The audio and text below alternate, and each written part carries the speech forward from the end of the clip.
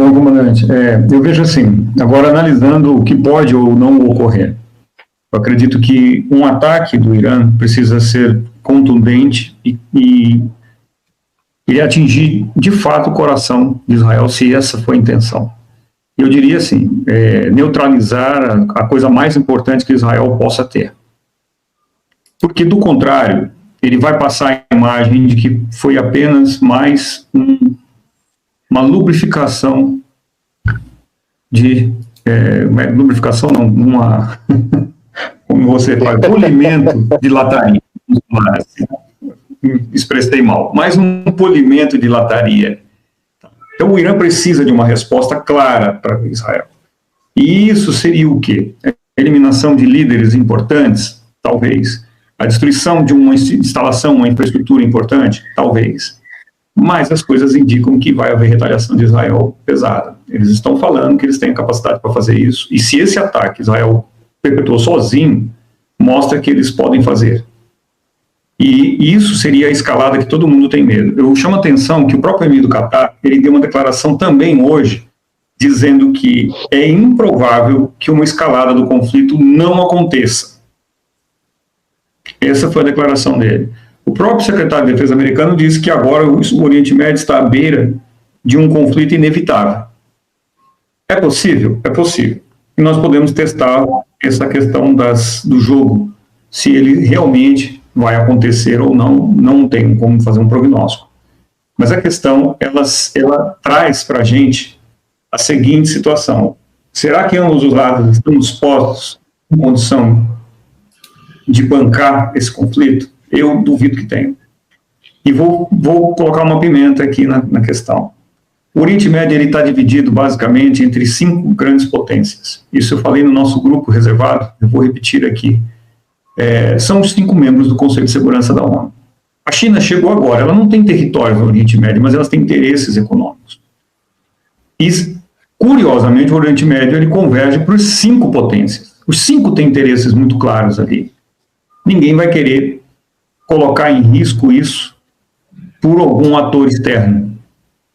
Essa é a grande questão. Então, acredito bastante que vai haver uma interferência dos 5 países, não declaradamente ao lado de ninguém, mas sim dos seus próprios interesses. Estados Unidos, Rússia, China, Índia e Reino Unido e França, eles têm muito interesse no Oriente Médio. E eles ali vão jogar a cartada deles. E não vai ser surpresa para ninguém se isso for em desfavor dos seus próprios aliados e a favor dos seus próprios interesses. Acho que esse jogo já está ocorrendo, não é de agora. Até agora foram dados todos os alertas a todos os envolvidos, passaram panos quentes em muitas situações, mas acredito que uma escalada de conflito ia trazer prejuízos a alguém muito grande. Eu acho que essa é a grande questão que a gente precisa pensar. Quanto ao Catar, o Catar não é um país descartável, tá? Nem pelos Estados Unidos, nem pelos árabes. Mas eu arrisco a dizer que entre o Catar e Israel, o Catar vai primeiro.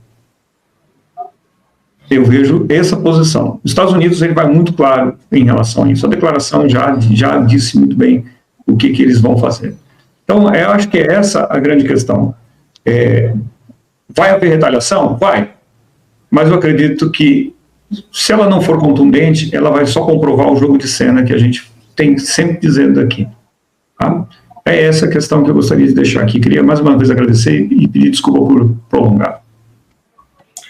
Gente, eu só vou obrigado, Edilson, obrigado, Paulo, obrigado, Lina. Eu vou falar duas frases só para encerrar.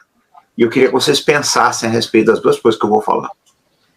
Todo mundo aqui que está assistindo, tá? A nossa audiência, pensar sobre as 2 frases que eu vou falar.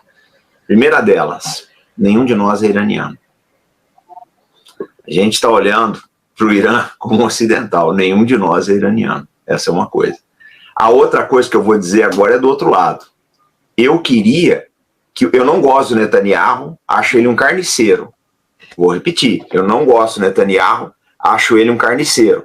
Mas eu queria que o Brasil tivesse uma liderança que brigasse pelo país como ele está brigando por Israel.